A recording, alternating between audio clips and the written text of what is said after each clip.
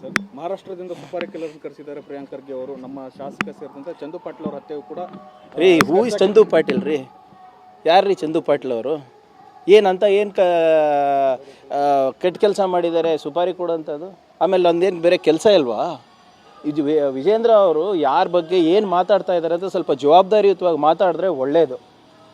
ಸುಮ್ಮನೆ ನೀವು ವಿರೋಧ ಪಕ್ಷದ ನಾಯಕರ ಸ್ಥಾನದಲ್ಲಿದ್ದೀರಾ, ಬಿ ಜೆ ಪಿ ರಾಜ್ಯಾಧ್ಯಕ್ಷರ ಸ್ಥಾನಕ್ಕೆ ನಾವು ಗೌರವ ಕೊಡ್ತೀವಿ ಅಂದರೆ ಬಾಯಿಗೆ ಬಂದಂಗೆ ಮಾತಾಡೋದಲ್ಲ.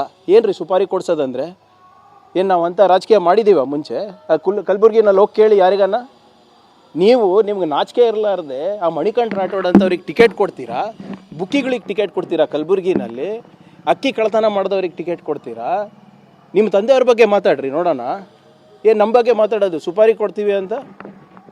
ನೀವೇನು ಇದು ಹೇಳ್ತಾ ಇದ್ದೀರಲ್ಲ, ಹೇಳ್ರಿ ನಿಮ್ಮ ತಂದೆಯವ್ರು ಏನು ಮಾಡಿದ್ದಾರೆ? ಪೂಜೆ ಅಪ್ಪಾಜಿ ಅಂದ ತಕ್ಷಣ ಪೂಜರಾಗೋದಿಲ್ಲ ಯಾರು.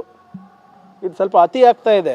ನಾವು ಸುಮ್ಮನೆ ಇದ್ದೀವಿ ಅಂದ ತಕ್ಷಣ ನಾವೇನು ನಮ್ಮ ತಂದೆಯವರ ಮರ್ಯಾದೆ ಗೌರವ ಕೊಟ್ಕೊಂಡು ನಾವು ಸುಮ್ಮನಿದ್ದೀವಿ? ನಮಗೂ ಮಾತಾಡೋಕ್ಕೆ ಬರುತ್ತೆ. ಏನು ಪದೇ ಪದೇ ಬಿ ಜೆ ಪಿಯವ್ರು ಹೇಳ್ತಾ ಇರೋದು ಸುಪಾರಿ ಕೊಟ್ಟಿದ್ದೀವಿ ಅಂತ? ಆ ಪ್ರವೃತ್ತಿ ಬೆಳೆಸಿಲ್ಲ. ನಾನು ಮುಂಚೆನೂ ಹೇಳಿದ್ದೀನಿ, ಈಗಲೂ ಹೇಳ್ತಾ ಇದ್ದೀನಿ.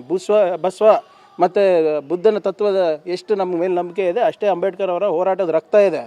ನೀವು ಇಳಿದ್ರೆ ನಾವೆಲ್ಲ ಬೀದಿಗೆ ಇಳಿದ್ರೆ ನೀವು ಮನೆ ಖಾಲಿ ಮಾಡಬೇಕಾಗುತ್ತೆ. ಸುಮ್ಮನೆ ಬಾಯಿಗೆ ಬಂದಂಗೆ ಸುಪಾರಿ ಕೊಟ್ಟಿದ್ದಾರೆ, ಅದು ಹಿಂಗೆ ಏನು ಭ್ರಷ್ಟಾಚಾರ ಮಾಡಿದ್ದಾರೆ, ಕಲಬುರ್ಗಿ ರಿಪಬ್ಲಿಕ್ ಮಾಡಿದ್ದಾರೆ ಅಂದರೆ ಯಾರೂ ನಂಬೋರಲ್ಲ. ಸೊ ಕೈಂಡ್ಲಿ ಬಿ ಜೆ ಪಿಯವ್ರಿಗೆ ಹೇಳ್ತಾ ಇದ್ದೀನಿ, ನಾಲ್ಗೆ ಮೇಲೆ ಹಿಡ್ತಾ ಇಟ್ಟು ಮಾತಾಡೋಕ್ಕೆ. ಎಲ್ಲ 150 ಕೋಟಿ ರೂಪಾಯಿ ಟಾರ್ಗೆಟ್ ಮಾಡಿದ್ರಲ್ಲ ಅಲ್ಲಿಂದ